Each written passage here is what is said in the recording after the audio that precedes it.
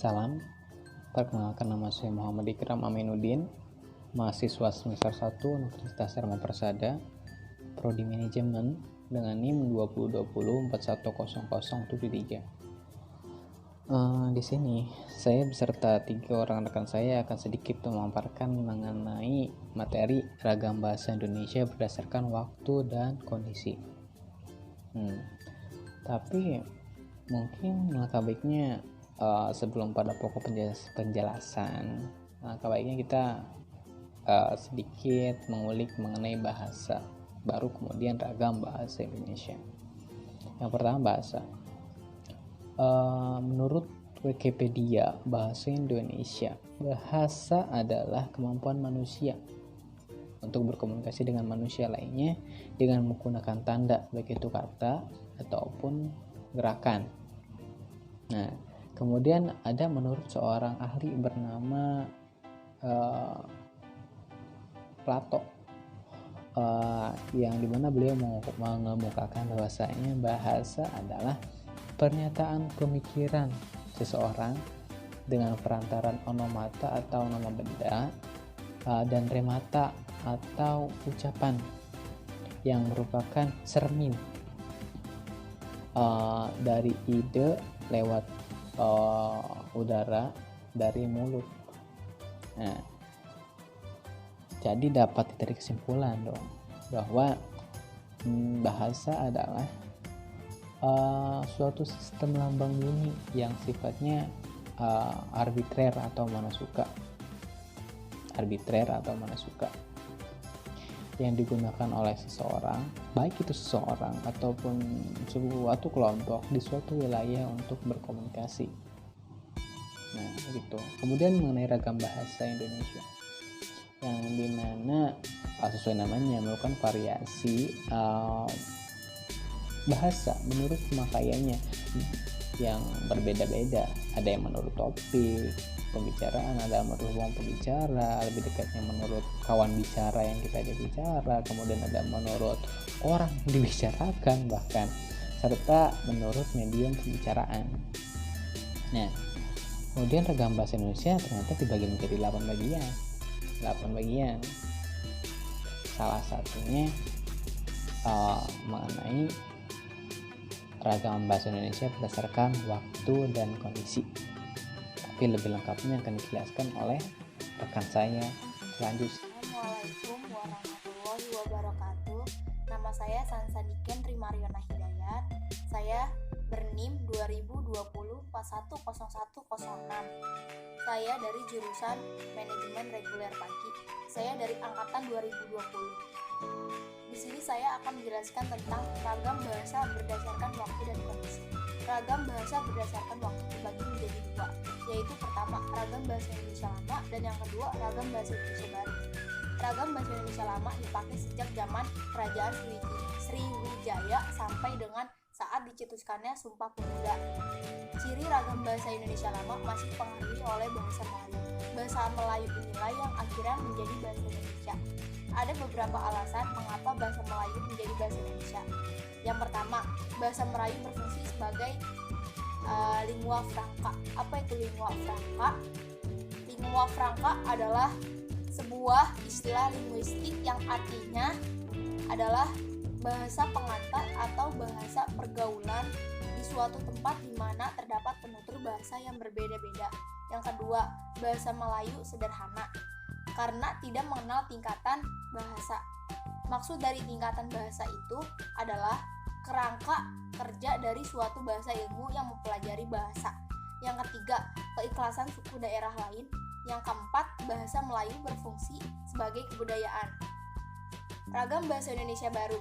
Penggunaan ragam bahasa Indonesia baru dimulai sejak dicetuskannya Sumpah Pemuda pada 28 Oktober 1928 sampai dengan saat ini melalui pertumbuhan dan perkembangan bahasa yang beriringan dengan pertumbuhan dan perkembangan bangsa Indonesia yang mendukung dan tidak dalam kondisi.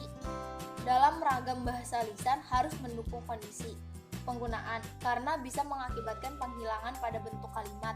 Walaupun begitu hal tersebut tidak merubah karakter bahasa, penuturan bahasa lisan dalam kondisi resmi akan berbeda karakter dan kaidah penuturannya dibandingkan dengan kondisi santai.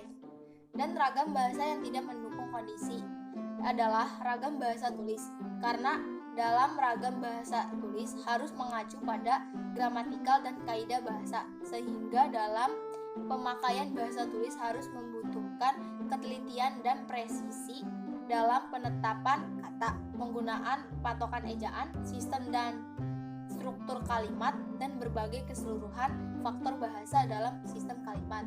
Sekian penjelasan tentang ragam bahasa berdasarkan waktu dan kondisi. Kurang lebihnya mohon maaf. Assalamualaikum warahmatullahi wabarakatuh. Saya Gibi Adia, mahasiswi dari Prodi Manajemen Fakultas Ekonomi Universitas Dharma Persada, NIM 2020 41 00 127. Di sini saya menjelaskan tentang sejarah ragam bahasa berdasarkan waktu dan kondisi. Pada dasarnya, bahasa Indonesia berasal dari bahasa Melayu. Pada zaman Sriwijaya, bahasa Melayu dipakai sebagai bahasa penghubung antar suku di Nusantara dan sebagai bahasa yang digunakan dalam perdagangan antara pedagang dari dalam Nusantara dan dari luar Nusantara. Bukti sejarah perkembangan dan pertumbuhan bahasa Melayu tampak pada peninggalan sejarah seperti prasasti dan batu nisan. Bahasa Indonesia secara resmi diakui sebagai bahasa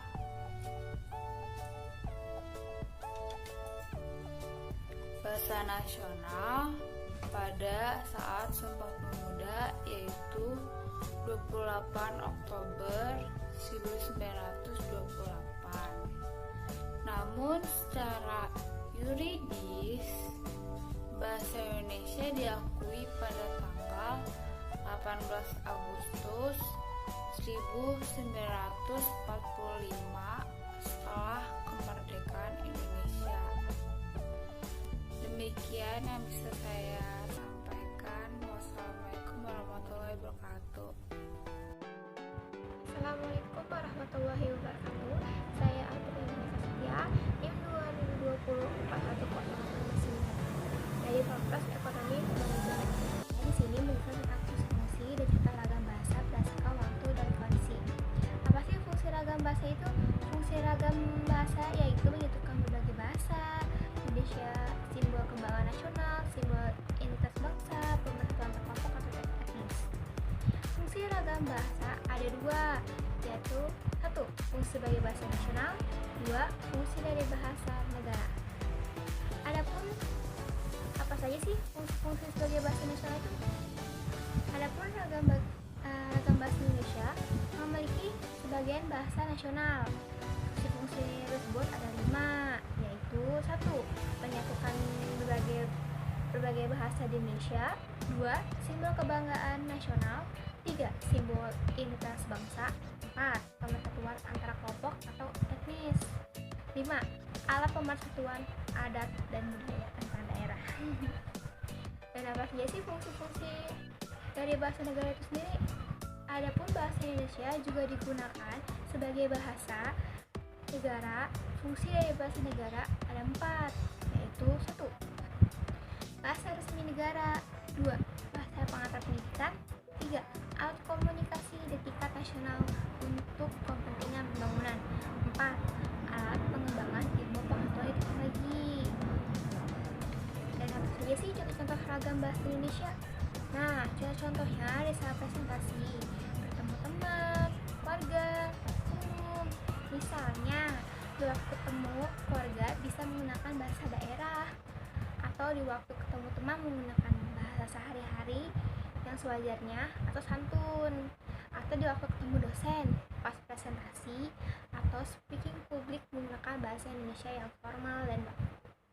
Nah, contoh bisa juga dari bahasa jurnalis, bahasa ilmiah, bahasa usaha atau bisnis. Ditentukan melalui pengetikan atau penulisan apa saja sih yang kita buat, kayak novel, makalah, esai, skripsi, atau hal lainnya. Kayak banyak teknik juga kan pastinya.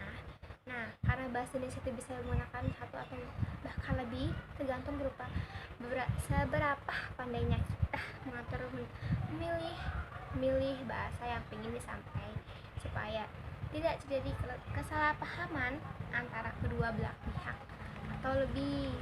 Sampai sini saja yang bisa saya jelaskan. Mohon maaf sebesar-besarnya apabila ada salah kata. Wassalamualaikum warahmatullahi wabarakatuh.